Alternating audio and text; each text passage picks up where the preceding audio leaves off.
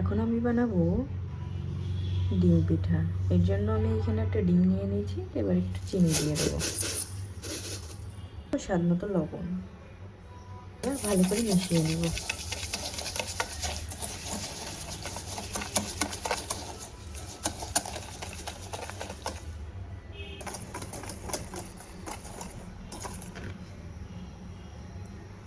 আর চিনি আমি কিন্তু ভালোভাবে মিশিয়ে নিয়েছি। এবার দিয়ে দেব ময়দা।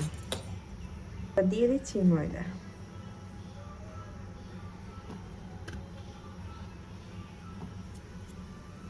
মিশিয়ে নেব ভালো করে।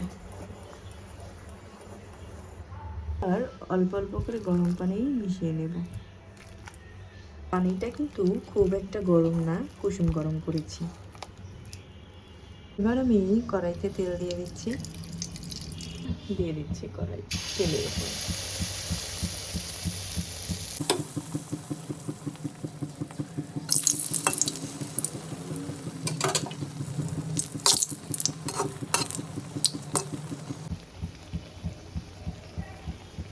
এবার আমি নামিয়ে নিচ্ছি, আবার দিয়ে দিচ্ছি। এবার আমি এটাও নামিয়ে নেব। এবার আমি এক এক করে সব এইভাবে বানিয়ে নেব। এই যে আমার কিন্তু এক এক করে সবগুলো পিঠে ভেজে নেওয়া হয়ে গেছে। ভিডিওটি যদি আপনাদের ভালো লেগে থাকে তাহলে অবশ্যই লাইক, কমেন্ট, শেয়ার করতে ভুলবেন না। আল্লাহ হাফেজ।